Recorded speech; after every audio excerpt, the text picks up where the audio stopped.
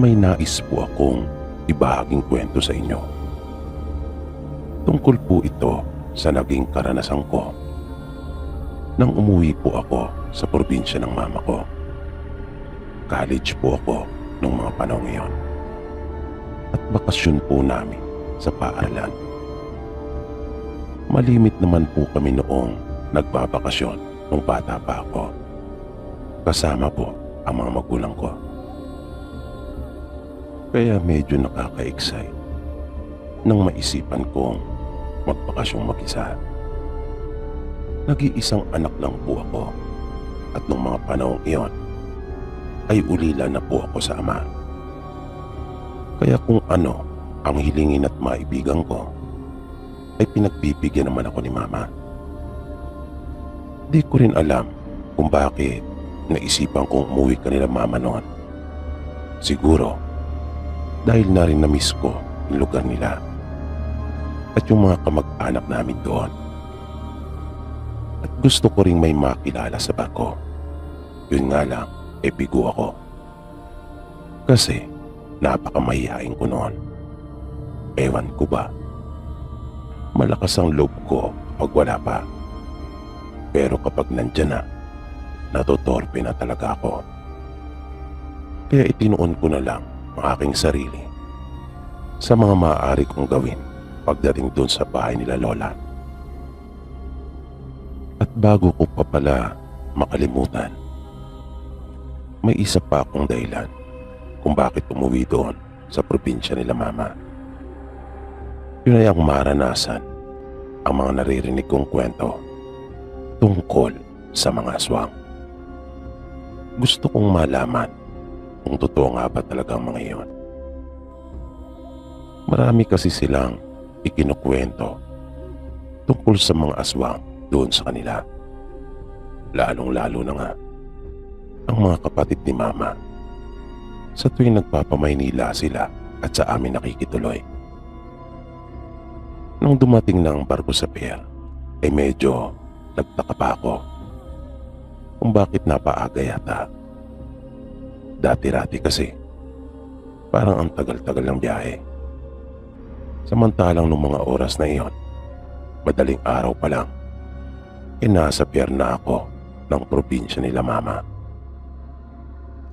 Nang nasa jeep na ako at bumabiyahe, ay talagang natuwa ako. Dahil walang nagbago pagdating sa kapaligiran. Maliban na lang sa mga bahay na nakatayo sa gilid ng daan.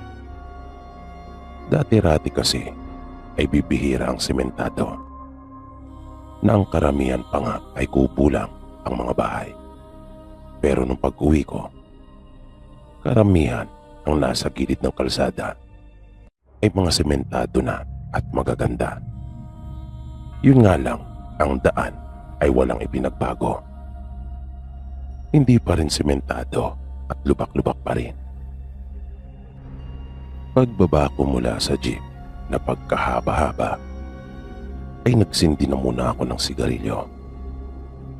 Parang bigla akong napaisip kung tutuloy pa ba ako o maghihintay na lang ako na sumikat muna ang araw. Dahil napakadilim at malayo pa ang lalakarin papunta kanila lola. Parang gusto ko nang isuko noon yung isang dahilan ng pagpunta ko doon, na alamin kung totoo ba ang mga aswang. Nakaramdam kasi agad ako ng takot nang makita ko yung aking lalakaran na nagpapang-abot yung mga sanga at dahon ng mga punong magkakatapat na nasa gilid pareho ng daan. Tapos, ang lamig pa na wala gaanong bahay.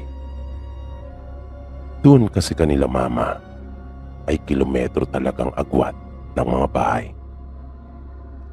Nang mauubos ko na yung sigarilyo, ay nagpasya na akong lumakad. Naisip kong bahala na. Tutal, ay iyon naman ang ginusto ko. Nasabi ko pa sa aking sarili. Pero bago ako nagsimulang maglakad, ay kinuha ko sa bag yung dala kong flashlight. Nagdala talaga ako kasi gagamitin ko sana iyon sa pangiilaw ng ibon sa gabi. Mahilig kasi ang mga pinsang ko na mga hunting. Uso kasi sa kanila yung mga baril na tibomba. Hindi katulad dito ng mga titangke. Matapos kong pailawin yung flashlight, ay nagsimula na ako maglakad. Ramdam na ramdam ko yung lamig ng sariwang hangin. Pero wala talaga doon ang atensyon ko. Medyo kung ano-ano na rin kasi ang pumapasok sa isipan ko nung mga oras na iyon. Bumabalik sa alaala ko yung mga kwento nila tungkol sa aswang. Nang may mga 10 minuto na akong naglalakad, ay huminto akong sandali at tinanaw yung aking pinanggalingan. Medyo paakyat na kasi ang lalakaran ko, kung kaya nagpahinga lang ako. Maya-maya ay bigla na lang akong nakarinig ng mga malalakas na yabag na talaga namang tumatagundong. Parang mga kabayo iyong tumatakbo na sa lakas noon ay iisipin mo talagang napakarami ng mga ito. At habang tumatagal ay palakas pa iyon ng palakas na para bang papunta talaga sa direksyon ko. Pero nang itapat ko naman doon ang liwanag ng flashlight, ay wala naman akong nakita. Hanggang sa humina na iyon nang humina at tuluyan ding nawala. Na para bang dinaanan talaga nila ako sa gilid.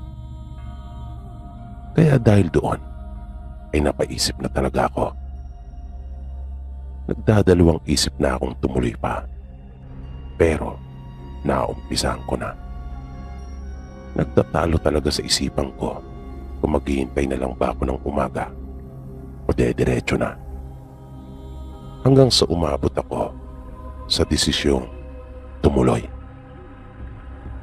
Pero inilabas ko na noon yung Swiss knife ko. Sa likod ng isipan ko ay parang may bumubulong lagi na ginusto mo yan na dahil doon. Kung kaya para ako napipilitan. Naglabas din ako noon ng panyo mula sa aking bulsa at itinali ko pa sa kamay ko yung patalim at sinabi sa sarili kong wala na itong atrasan. Naglakad akong muli. Mahaba-haba na rin ang nalakad ko. Nang bigla namang may dumaan sa aking harapan. Mabilis iyong tumawid sa daraanan ko. Malaki iyon, pero ang bilis ding kumilos. Hindi malinaw sa akin kung ano talaga yung nakita ko dahil na rin sa sobrang bilis nito. Pero sigurado akong hindi iyon karaniwang hayop na makikita doon sa probinsya nila mama tulad ng kalabaw o baka. Kaya para ng urong sulong ang mga paa ko. Hindi ko kasi talaga akalaing mararanasan ko ang mga bagay na iyon. Pero naging positibo pa rin ako. Naisip kong wala pa rin namang nangyayaring masama sa akin. Kung kaya, nagpatuloy pa rin ako. Naalala kong may bahay pagdating sa ituktok ng bundok. At kamag-anak iyon nila mama. Kung kaya, naisip kong doon na lang muna magpahinga at magpalipas ng oras hanggang mag-umaga. Mangi-istorbo na lang ako at makikiusap. Pero nang sapitin ko na yung lugar, ay nadismaya talaga ako. Dahil ang naabutan ko na lang ay sira-sirang bahay. Bulok na iyon na halos wala ng dingding at bubong. Kaya napabuntong hininga na lang ako ng malalim. Wala na akong magagawa pa kundi ang magpatuloy na lang. Naisip ko rin namang maya-maya lang ay sisikat na rin ang araw. Dahil mag-aalas 4 na noon ang madaling araw. Nang lalakad na uli ako, ay bigla na lang may narinig akong sitsit. Sa kalagitnaan ng dilim ay mayroong sumisitsit. Na kung sakaling biro man iyon, ay hindi talaga isang magandang biro.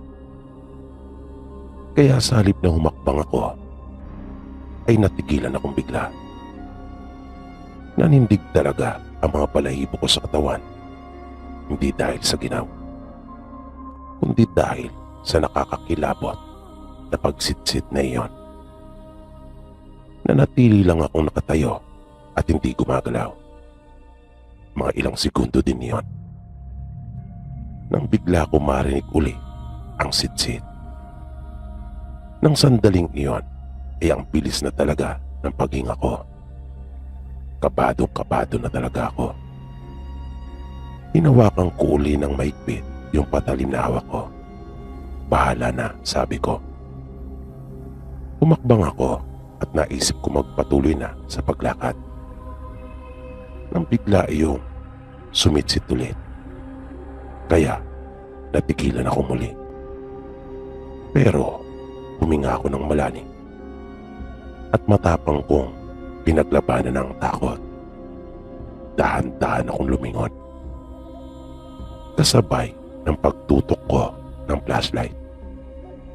At nagulat talaga ako nang makita ko yung isang matandang babae na nasa gilid ng haligi ng sirang bahay na iyon na nakasilip. Kitang-kita ko yung kakaiba niyang mga mata na talagang puting lahat, na para bang nababalutan pa iyon ng lamat. At sa bandang itaas ng ulo niya ay naroon ang isang kamay nito na nakakapit sa may haligi na hindi pangkaraniwan ang laki. Nakakaiba din ang haba ng kanyang mga daliri at kuko na napakahaba rin ng puting buhok nito na sa tansya ko ay lampas sa kanyang alak-alakan.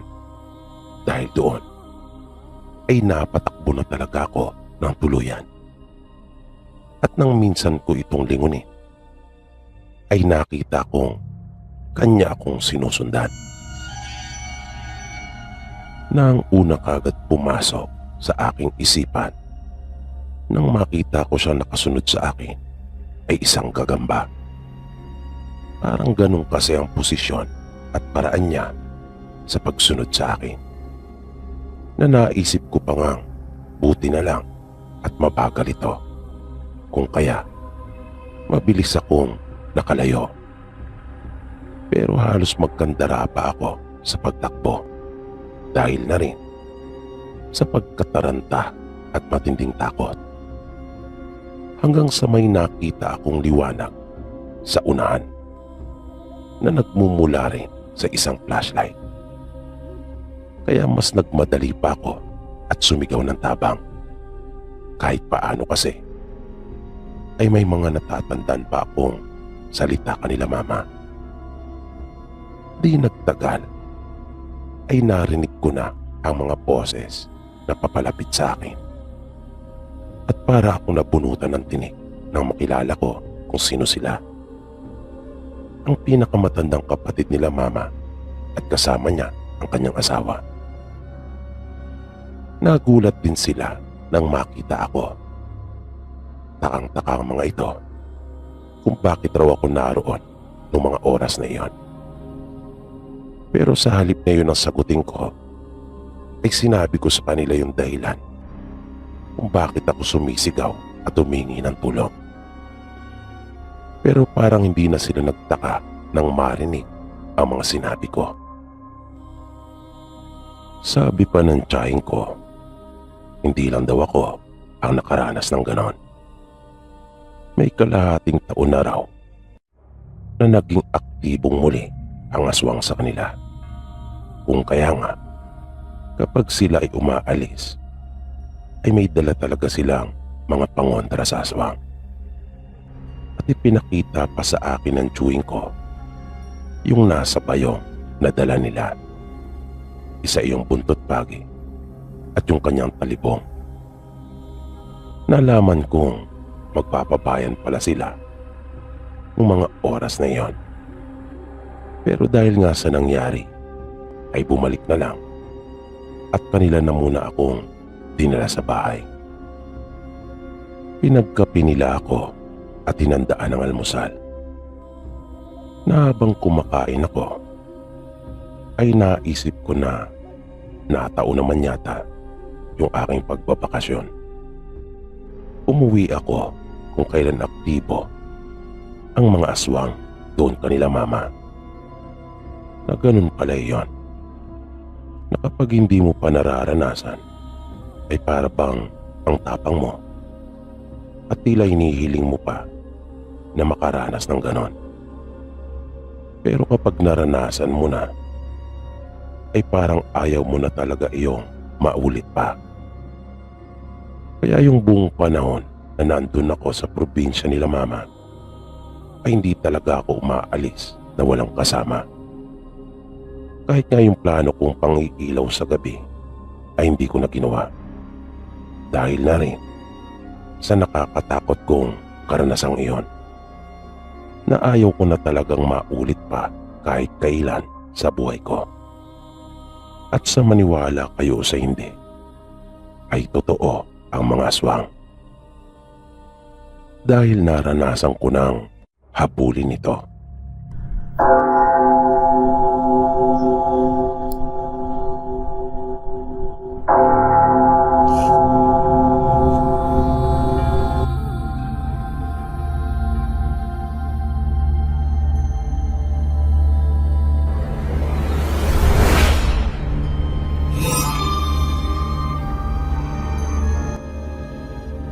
Alam kong kahit marami nang nakapagkwento ng kani-kanilang karanasan dito sa channel nyo, ay may pailan-ilan pa rin nagkokomento na nagpapahayag ng kanilang hindi paniniwala.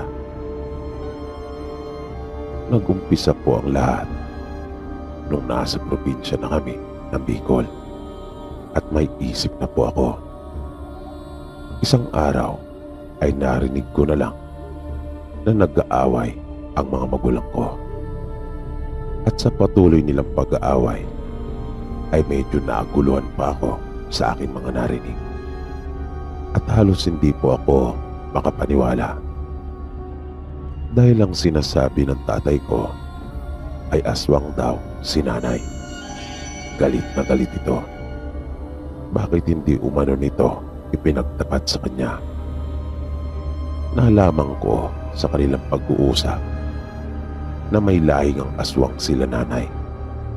Inaamin niya ito kay tatay at sinabing pinaalis ang kanilang angkan doon sa kanilang probinsya ng kanilang mga kanayon. Napagkasunduan nilang maghiwa-hiwalay at siya ay napadpad sa Bicol, kung saan naman niya nakilala ang tatay ko. Narinig ko rin mula kay tatay na sinisisi niya si nanay sa pagkamatay ng ilang buntis doon sa lugar namin. Umiiyak na inamin naman iyon ni nanay. Pero mariin din niyang sinabi na hindi lang siya ang may gawa noon. Dahil hindi lang siya ang nag-iisang aswang doon sa lugar namin. Na ikinagulat talaga iyon ng tatay ko. Kahit ako ay panandali ang natulala dahil sa mga sinabing iyon ng nanay ko. Nagmakaawa si nanay kay tatay na patawarin na siya at sinisikap naman daw niyang magbago. Ginagawa umano niya ang lahat para pigilan ang kanyang sarili maminsala ng tao sa tuwing siya ay susumpungin ng pagkaaswang. Pero lahat ng sinabi ni nanay ay tila ba bawang tumapo sa mga binging pandinig ng tatay ko. At nung araw ding iyon, nang makahanap ng tiyempo ay umalis kami at iniwan namin si nanay. Isinama ako ni tatay at ng ibang bayang kami. Nalamang ko mula kay tatay na minsan niyang nakita si nanay na maraming dugo ang palibot ng kanyang bibig. Kaya nagduda na siya sa kung anong ginagawa ng nanay ko. Kung kaya, naging mapagmatsyag na siya. At minsan ay nakita niya talaga yung pagpapalitan niyo ni nanay. Na nang una kong marinig iyon, kahit ako ay hindi makapaniwala. Dahil para namang imposible. Pagkat nag-aanyong pusa umano ito. Na pagkatapos niyang makapambiktima, ay uuwi sa bahay namin sa anyong pusa at dumaraan sa bintana. Kung minsan naman ay sa mga malalaking siwang sa aming bubungan kung saan siya maaaring magkasya. Lumipas ang halos 2 taon. Payapa kaming namuhay ni tatay at wala na kaming naging balita pa kay nanay. Hanggang sa isang araw ay bigla na lang itong dumating sa bahay namin. Buong panahon pala na magkahiwalay kami ay kanya kaming hinanap. At nung araw na iyon ay natagpuan niya kaming dalawa ni tatay. Dahil na rin sa pagpupursige niya at pagtsatsaga. Muli niyang kinausap si tatay. Muli siyang nagmakaawa at sinabing siya ay nagbago na. Matagal yung naging pag-uusap nila. Lahat na yata ng paraan ay ginawa ni nanay para makumbinsi niya si tatay. Ako naman, kahit may takot na nararamdaman, ay nangibabaw pa rin yung pagiging ina niya sa akin. Gusto ko rin siyang makasama at totoong nasabik din ako sa kanya.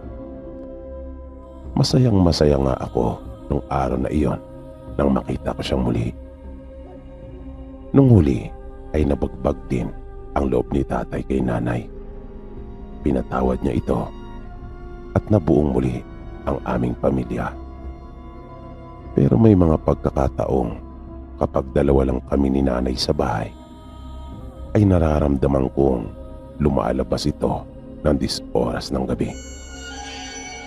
Malayo kasi ang trabaho noon ni tatay kung kaya hindi siya makauwi araw-araw. Dahil nangihinayang siya sa pamasahe.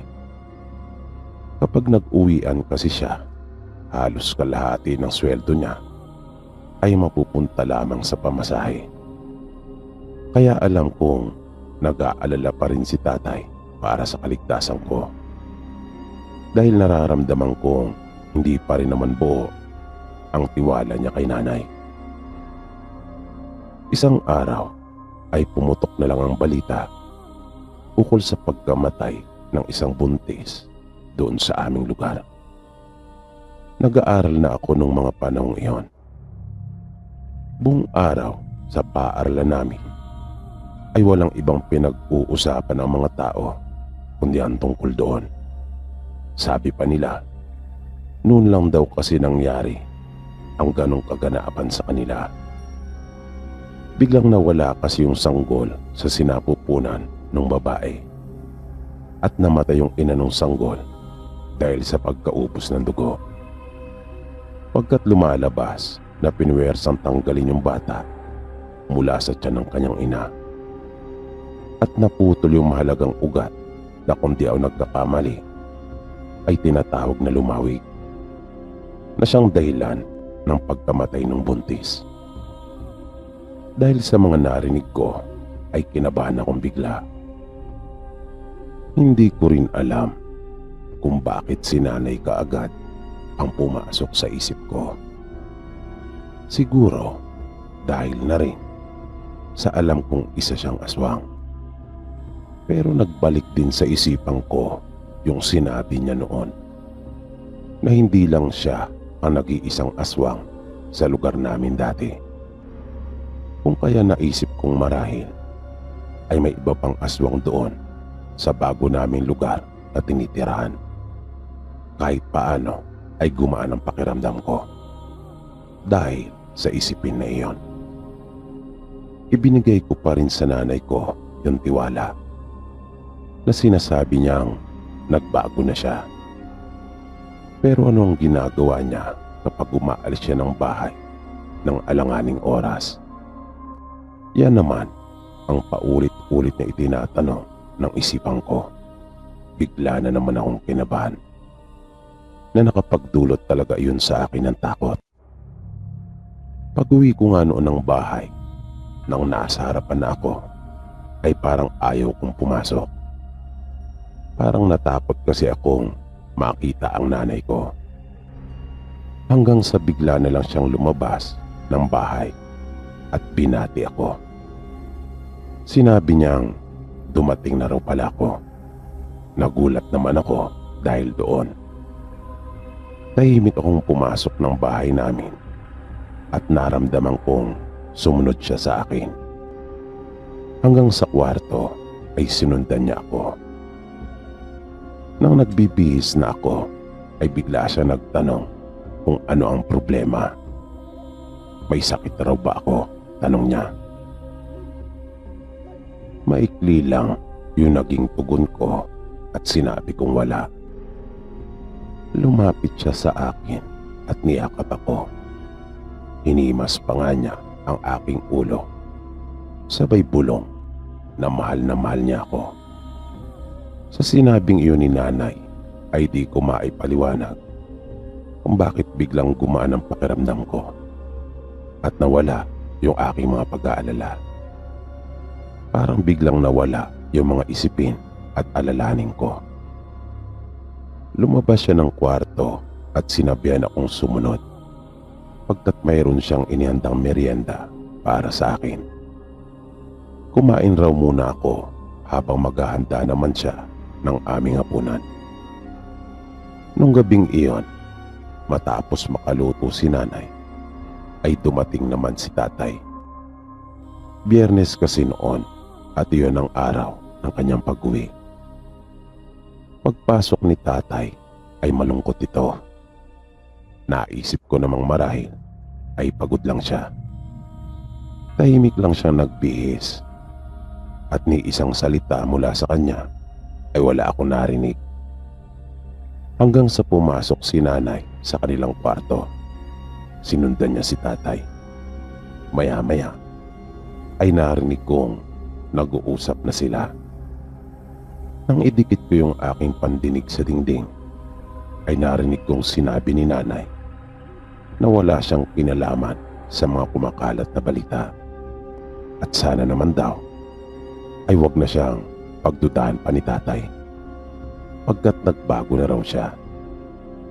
Naunawaan ko kaagad kung ano yung kanilang pinag-uusapan dahil tulad ni tatay, ayun din ang sumagi sa isipan ko na baka may kinalaman si nanay sa pagkamatay ng buntis at pagkawala ng sanggol nito. Dahil sabi nga sa mga kwentuhang narinig ko, noon lang nangyari sa kanilang lugar ang ganong pangyayari. Pero naniniwala ako kay nanay na nagbago na siya. Dahil mariin ang mga pagkakabigkas niya ng bawat salita ng kanyang itanggi kay tatay yung mga ipinaparatang nito. Sabado at Linggo ay magkakasama kami sa bahay. Naging payapa naman ang lahat at masaya kaming tatlo. Nang pumasok na uli si tatay sa kanyang trabaho, Lunes noon, tandang-tanda ko. Ang dami kong dapat gawin na may kinalaman sa aming paaralan. Kaya gabing-gabi na nung araw na iyon ay gising pa ako. Nang maramdaman kong biglang lumangit-ngit yung sahig namin. Kaya mabilis akong nahiga sa higaan ko at nagkunyaring natutulog na. Naramdaman kong biglang bumukas yung pinto ng aking kwarto. Walang dudang si nanay iyon, naisip ko. Pagkat dalawa lang naman kami nasa bahay noong mga oras na iyon. Makara ng ilang saglit ay agad ding isinarang muli yung pinto. Makara ng ilang minuto ay bigla na lang akong nakarinig ng malakas na pagpagaspas na parang meron talagang lumipad. Biglang kumabog ang dibdib ko. Naisip kong marahil ay sinilip lang ako ni nanay kung ako ba ay natutulog na. At nang makita niyang nakahiga na ako at tulog, ay umalis na naman ito. Sa halip na ipagpatuloy ko yung mga ginagawa ko, ay nanatili na lang akong nakahiga at nag-iisip. Naguguluhan na ako sa mga nangyayari noong mga sandaling iyon. Di ko na malayan yung oras pagkat mabilis itong lumipas. Bahala na kung mapuyat ako. Dahil kahit gustuin ko ay ayaw talaga akong dalawin ng antok. Dahil na rin sa mga isipin na bumabagabag sa akin. Di nagtagal ay bigla na lang may kumalabog na nakatawag talaga ng pansin ko. Napalingon akong bigla kung saan ko narinig yung pagkalabog na iyon. Sa kwarto iyon nila nanay. Para nang sasabog yung dibdib ko noong mga oras na iyon dahil sa kaba. Pero nanaig sa akin yung pagnanais kong malaman yung katotohanan. Kaya dahan-dahan akong tumayo mula sa pagkakahiga. At para hindi ako makalikha ng anumang ingay paglabas ng aking kwarto, ay gumapang na lang ako sa halip na maglakad na nakatayo. Matyaga kong ginawa iyon papunta sa kanilang kwarto. At nang nasa may pintuan na ako, ay saka ako sumilip.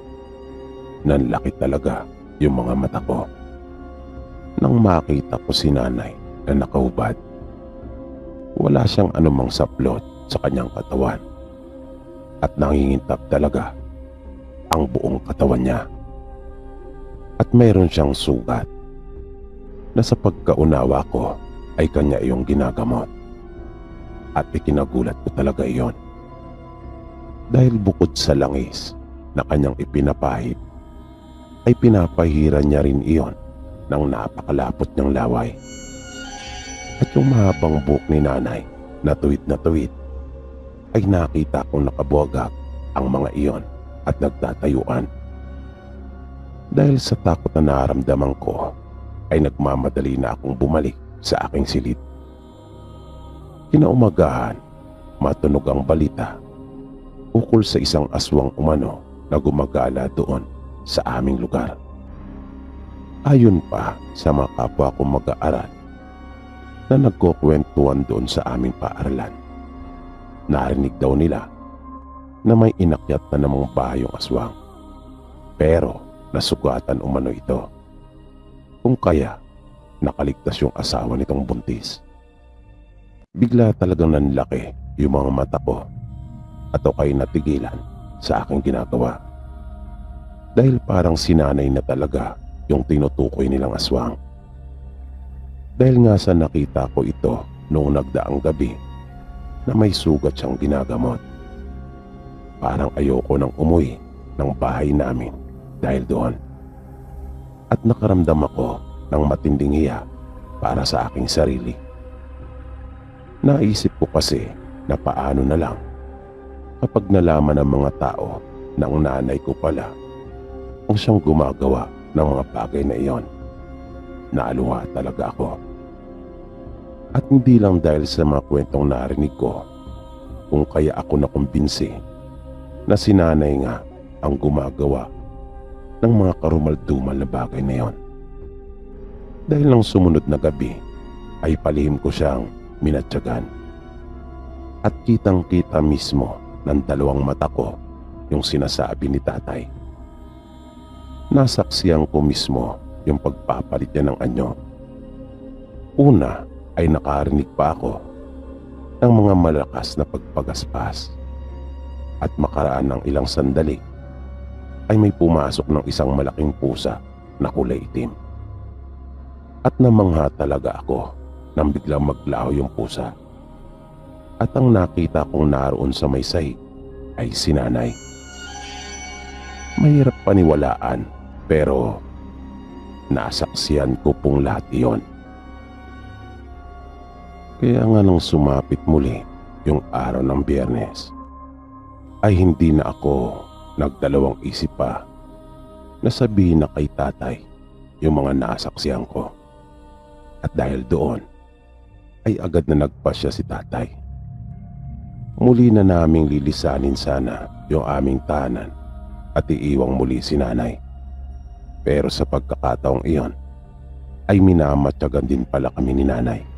Kung kaya nalaman niya yung plano namin at kanya kaming napigilan. Nagtalo sila ni tatay. Nauwi yung pag-uusap nila sa matinding bangayan hanggang sa magkasakitan na sila. Takot na takot talaga ako noon dahil kinuna ni tatay si nanay ng itak at kanya itong tinaga. Pero hindi naman iyon ininda ni nanay. Kitang-kita ko mismo na hindi talaga ito tinablan at kanyang sinakal si tatay. Gusto ko noong tulungan si tatay. Gusto ko ring awatin si nanay pero natakot talaga ako. Dahil na rin sa kakaibang anyo ng nanay ko.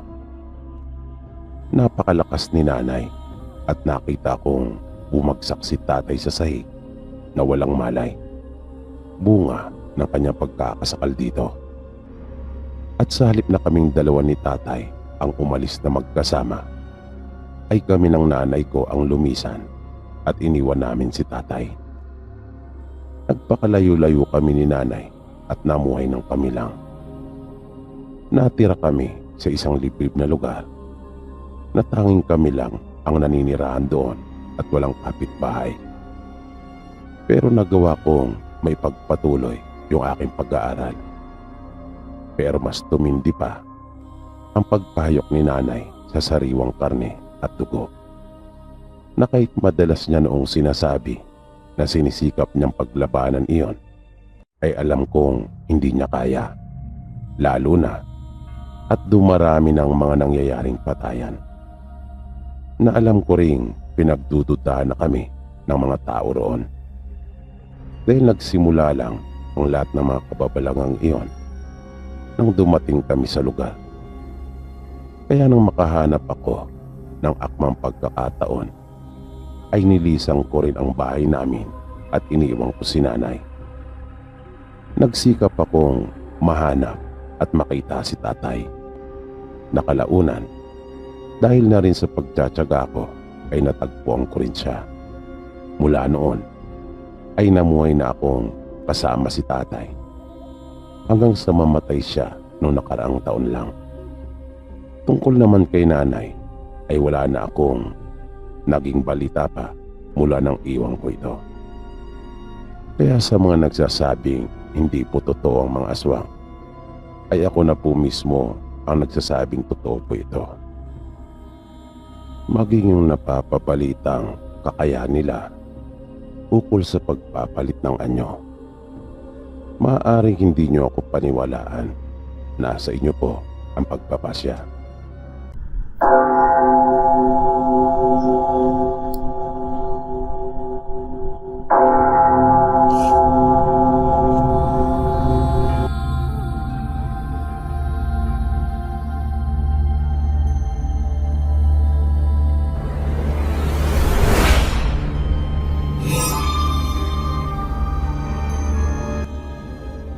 Ito po ay naranasan ko mismo. Noong mga nagdaang panahon po kasi, ang trabaho ko po talaga ay pagko-construction. Isa po akong foreman. At nagkaroon ako ng boss na talaga naman po lagi siyang may project. Sunod-sunod kung kaya hindi na rin niya ako pinaalis sa tabi niya. Lagi niya talagang isinasama sa mga project niya. Mayroon din kasi ako noong hawak na mga tao. Ang karamihan sa kanila ay mga kamag-anak ko rin, na sa akin na nga natuto ng kanilang mga skill. Dahil na rin sa tagal na nilang sumasama sa akin. Isang araw, habang gumagawa kami sa project namin sa Pasay, ay biglang dumating si Boss Jake. Para itong nagmamadali at mahalata mo talagang excited. Nang makaharap ko na siya, ay sinabi niya sa akin mag-impake na raw kami. Dahil pupunta kami ng Visayas at may nakuha daw siyang malaking project.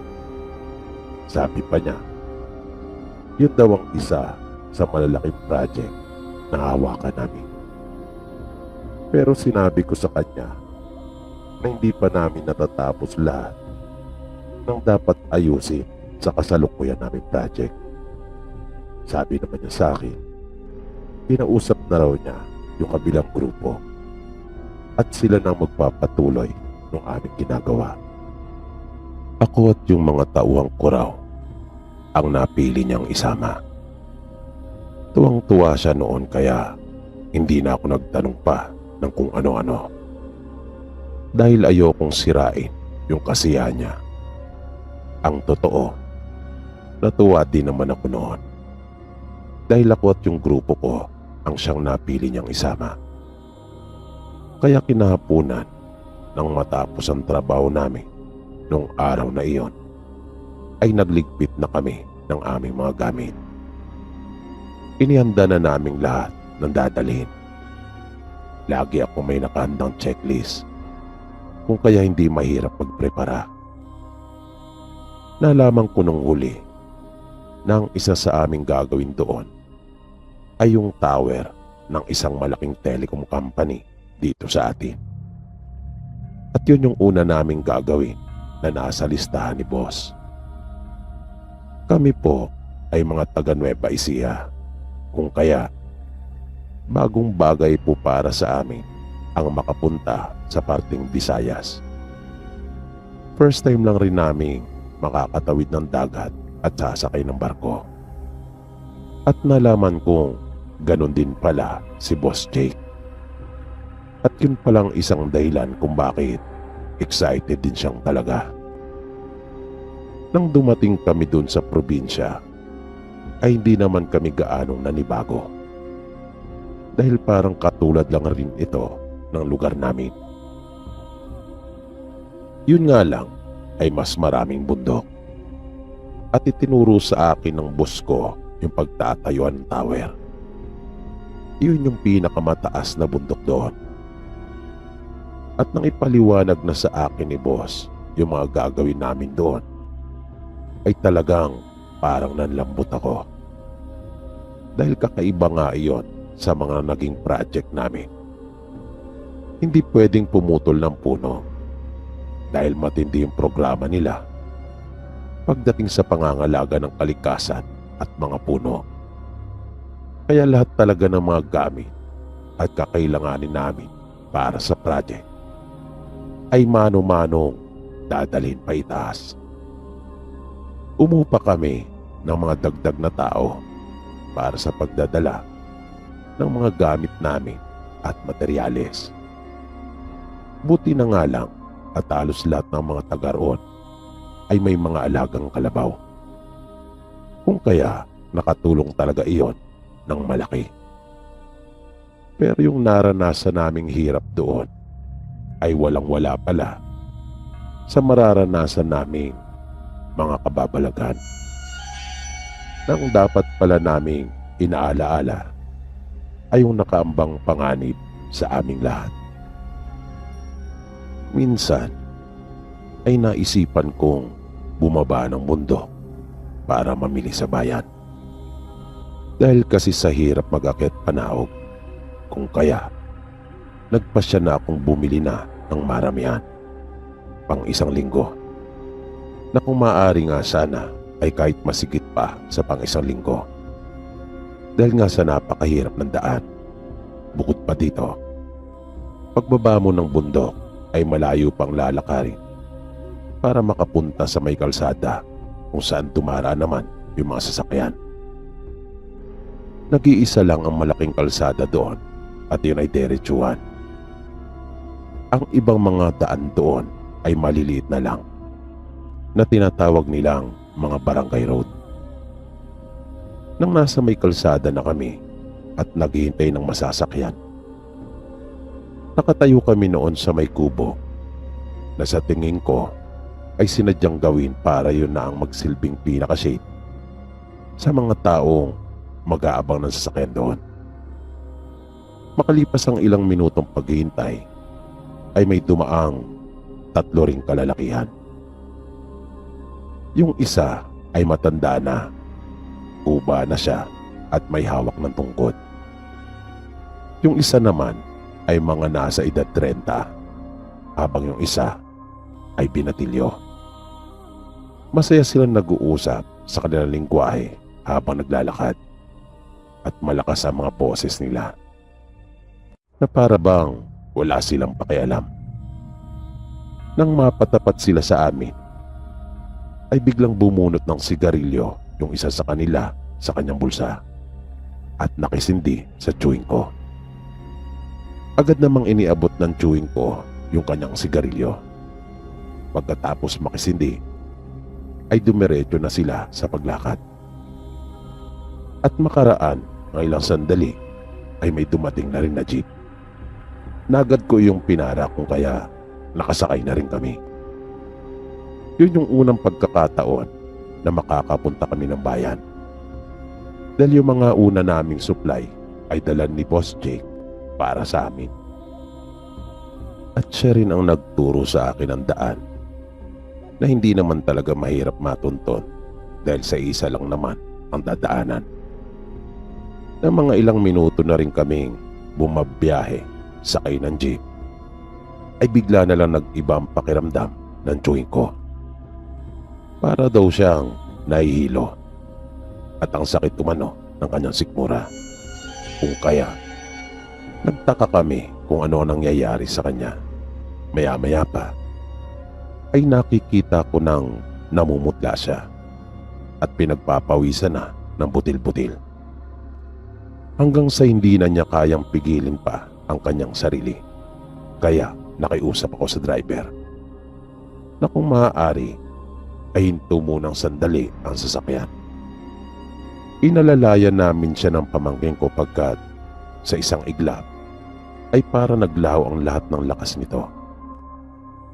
Para siyang lantang gulay na kahit iakbang lang ang mga paa ay talaga namang hirap na hirap siya. Pagbaba namin mula sa jeep ay bigla nang sumambulat yung suka ng chewing ko. Kung kaya, nagulat pa nga ang ilan sa mga pasahero. Di nagtagal, ay may bumaba rin na isa pa mula sa jeep at nagtanong kung ano raw ang nangyayari sa chewing ko. At dahil sa hindi ko talaga alam kung ano ang nangyayari, kung kaya yun ang isinagot ko sa kanya. Sinabi kong hindi ko alam. Nagtanong itong muli kung ano raw ba ang nangyari bago nagkaganon si Uncle. Kung may natatandaan ba raw ako. Nabigla namang sumagi sa isip ko yung nakisindi sa kanya ng sigarilyo. Kaya yun yung ikinuwento ko. Sabi ng babae, yun daw ang dahilan kung bakit nagkaganon ang chewing ko. At kanyang tiningnan muna si Uncle. Pagkatapos, ay hinipo nito ang kanyang noo. Bata pa yung babae.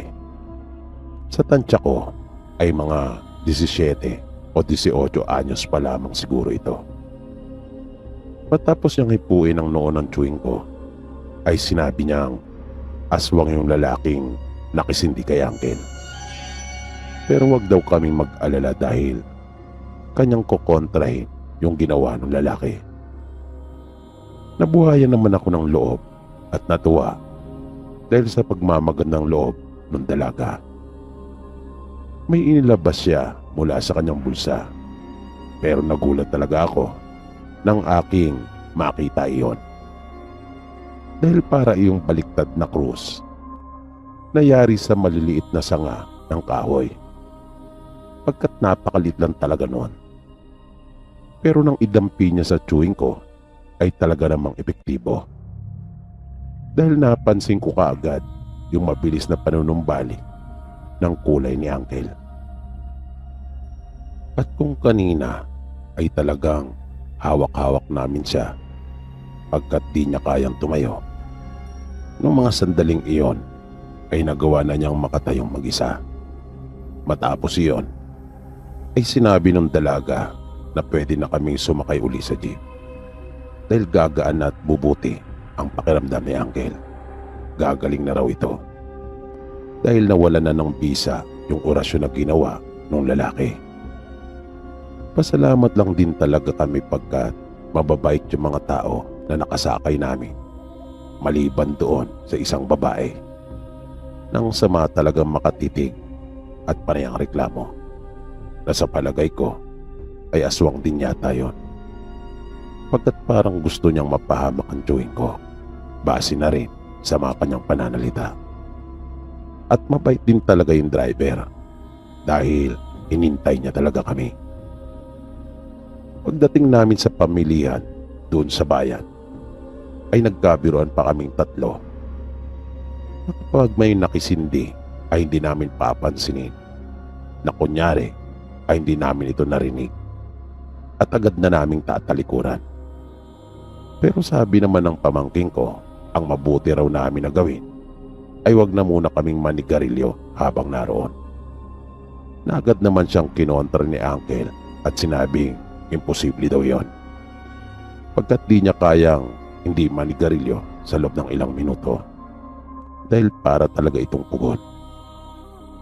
Pero yung naranasan naming iyon ay hindi doon nagtapos.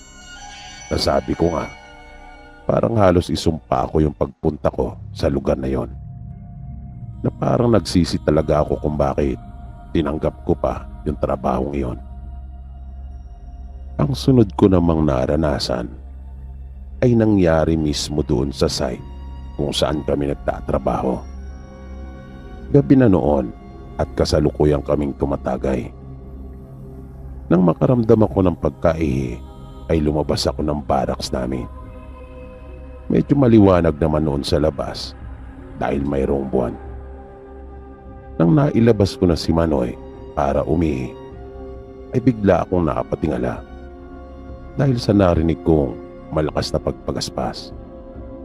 At nakita ko pang lumundo yung sanga ng puno. Pero itinuon kong muli yung pansin ko sa aking ginagawa dahil ang akala ko ay malaking ibon lang o kaya naman ay manok. Dahil kung iisipin nga ay nasa kalagitnaan kami ng kagubatan dahil napakarami talaga mga puno at naglalakihan pa. Nang matapos na ako sa pag-ihi ay bigla akong nakarinig na para bang mayroong humihinga malapit lang sa akin. At naramdaman pa iyon ng balat ko. Kaya napalingon akong muli. Nang wala akong makita ay agad ko nang ipinasok yung kargada ko at isinara ang zipper. Nagmamadali akong pumasok dun sa aming barracks. At ikinuwento ko sa kanila yung naranasan ko. Na di pa ako natatapos sa pagkukwento ay biglang humuni yung aswang. Na nung una ay di ko talaga alam na aswang yon. Kahit yung makasama kong kamag-anak na naroon ay di rin alam na ganun pala yung huni ng aswang.